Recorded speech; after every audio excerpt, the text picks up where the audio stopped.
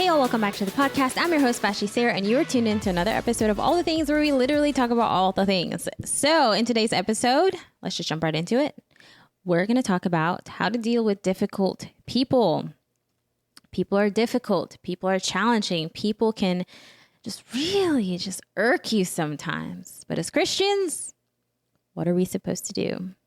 Every Life is America's pro-life diaper and wipes company. My family absolutely loves them. There's no harsh toxins. There's no chemicals. It's perfectly safe for your little one. We love Every Life, their mission, their vision, everything about them. Use my code VASHTI10 for 10% off your first order. That is VASHTI10 for 10% off your first order. So one of the first things that difficult people do, they like, and all of this are mind games. Difficult people do, and it's constant criticism. They will treat you insignificantly, ridicule you, dismiss how you feel. They'll make you feel inferior and make themselves feel superior. Difficult people will do this. How do you combat that? You say thank you and you walk away. A silent answer turns away wrath every single time. A silent answer turns away wrath. Thank you, and walk away.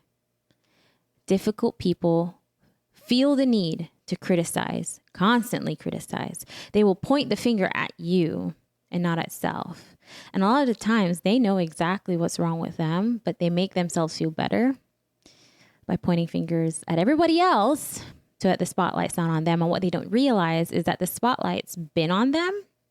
And the more that they criticize everybody else, the more they make it appear as if everyone else is the problem. Everyone else start realizing, no, they're the problem. The second thing that they do is negative humor. They make critical remarks. They're very sarcastic. They think it's funny. But in actuality, it's their own insecurity. Humor is how they carry on with their life. And we're all susceptible to this. I'm not trying to say, there's only some people like this. And, if you're a good Christian, you don't struggle with this. We all struggle with being a difficult person from time to time. How do you outsmart someone like this? Remain calm, smile, and then you ask them a question. Why? Why did you feel the need to say that? What's the point of making that comment? Was that necessary? Ask a question and reverse psychology. And you won't, you'd be stunned at how you stop them in their tracks. And they'll try to, what, you think you're too good? Oh, you're playing dumb now? No, I'm not playing dumb. I'm genuinely asking you, why did you feel the need to say that? What did I do for you to say that? So ask them a question back, but remain calm. Another thing difficult people do, and I will wager to say, women, we struggle with this more than men do, is we give the silent treatment. We ignore messages, calls, or we even ignore questions. And it makes the other person doubt themselves. What you do is you address it. Now, I will say you give time. Don't immediately try to address it. Give time. Let the heat of things die down a little bit. Let the fire die down a little bit. And then you address it. Hey, a couple days ago, I was calling you. I was trying to text you and you didn't respond at all. Are we okay? Are we good? Call them out.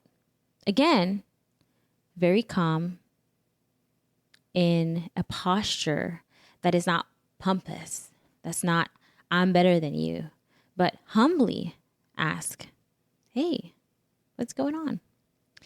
Another thing difficult people do is they play the victim all the time. They take advantage of other people's kindness. They make others feel guilty. And this is an instinct to protect and care for others for personal gain. They play the victim. What do? Don't get emotionally involved, and that's a lot easier said than done. Or consider letting go of that relationship. If you have friends who always play the victim, who take advantage of your kindness, who there's always a problem,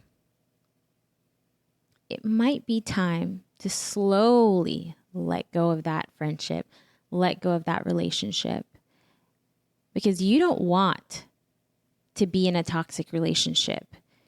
You have to be wise. If you're not married to them, especially if you're not married to them, why remain in a toxic relationship and in a toxic environment? As Christ followers, we're supposed to be good stewards of every area of our life, and we'll give an account of every area of our life. What do difficult people do? They project. They criticize others for things they themselves do. This one's a big one. They criticize others for things they themselves do. Like I said, they have the plank in their eye, but they're pointing out the speck in someone else's eyes. Don't take the bait. Remove yourself from that situation. Don't snap back. All you're going to do is just ignite the fire even more and add fury to the situation. Walk away. Just simply walk away. And they'll make comments when you walk away. What, you don't have anything to say now? What, you think you're better than me? No, I'm just choosing to walk away. I'm not going to add anything good to this situation because you believe what you believe. So just walk away. Something else difficult people do is they pretend to be ignorant. They play dumb to get away with their behavior or actions. Did I do that?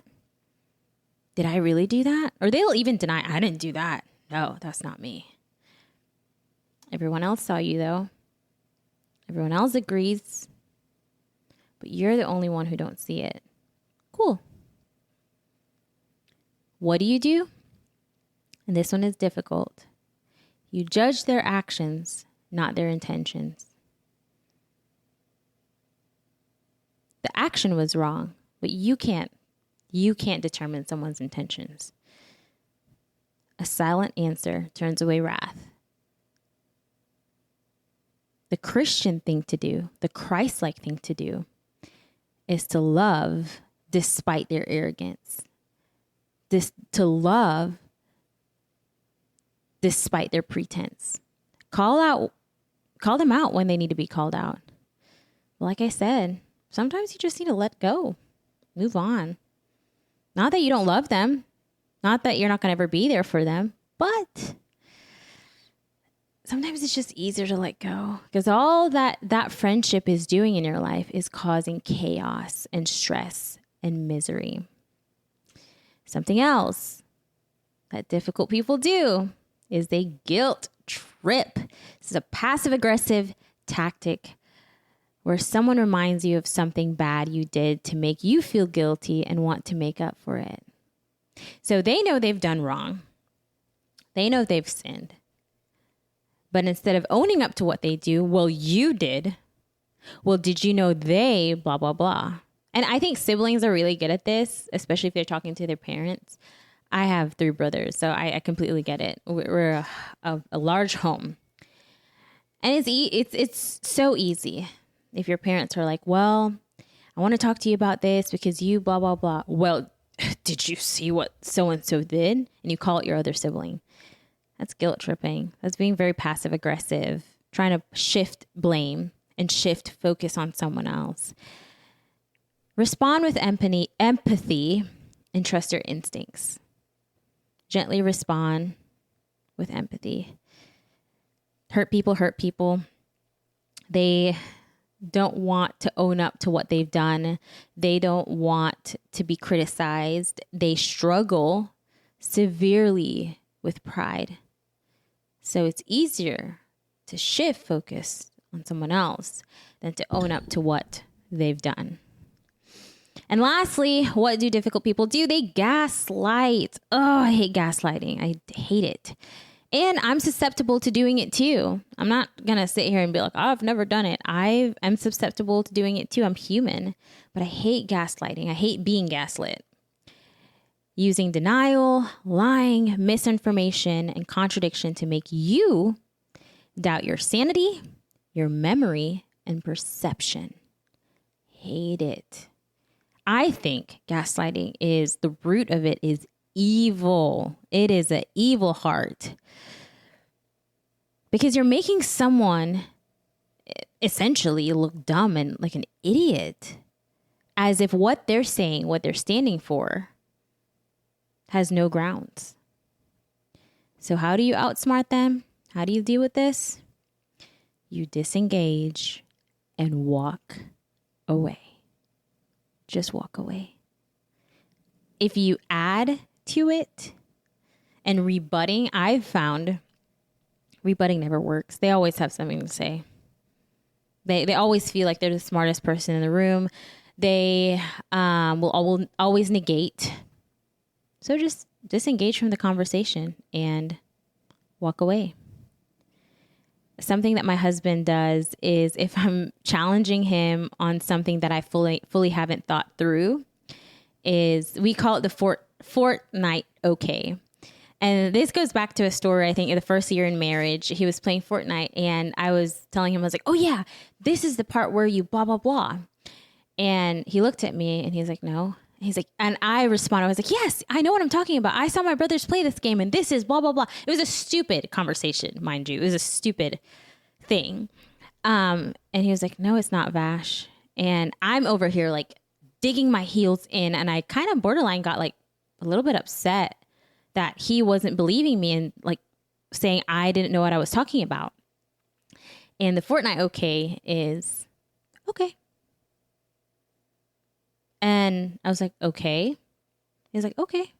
And if you say that's what it is, then that's what it is. Come to find out, I was completely wrong. So to this day, we're 3 years in and we call it the Fortnite okay with other people too. And I guess we're letting out our secret there. But in our marriage, like sometimes we'll dig our heels in on certain things and I will respond like, okay. And that's our cue for we're just going to drop the conversation.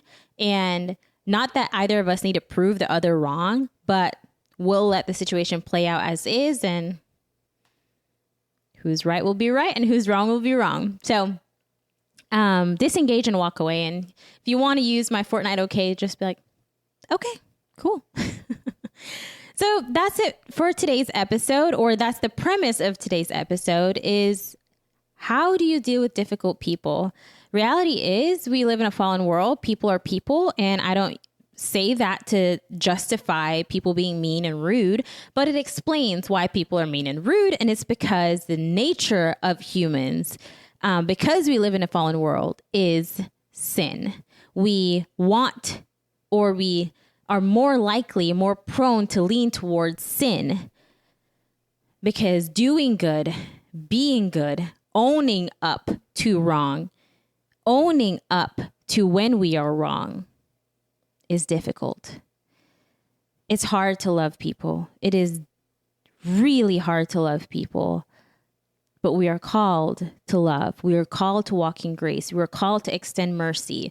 And the measure of mercy and the measure of grace, the measure of forgiveness that you extend to others is the measure you'll receive in return. So if you extend little, expect little in return. If you expect plenty, you will be given plenty in return. And that is biblical. The Lord is righteous and he will justify you. I do believe in standing up for yourself. I'm not saying, be quiet, be a sheep and don't do anything. Don't stand up for what you believe in. No. Stand up for what you believe in. Be affirmative. Don't let people walk over you. But some difficult people, you just got to walk away. It's a lost cause to fight that battle because they've dug their heels so deep. Only the Holy Spirit can take them out of that mentality. Only the Holy Spirit can convict and soften their hearts And I say only the Holy Spirit because the Holy Spirit is so powerful. And he's there to defend you. And he's there to take care of those who are difficult if they submit and are willing. 7 Weeks is America's pro-life coffee. It's premium coffee delivered right to your doorsteps. All roast available, and it's absolutely delicious. Start your morning off with 7 Weeks coffee. It's not just drinking coffee, it's drinking coffee with a purpose. Use my code VASHTI10 for 10% off your first order. That is VASHTI10 for 10% off your first order. So my challenge to you, if you're dealing with difficult people right now, if you're dealing with a difficult person, that could be your spouse, that could be a coworker, that could be a friend, that could be a sibling, love them, be gracious to them, be merciful to them. And sometimes you might just need to walk away. Well, that's it for today's episode. Like, share, subscribe, do all the things, and I will see y'all next time.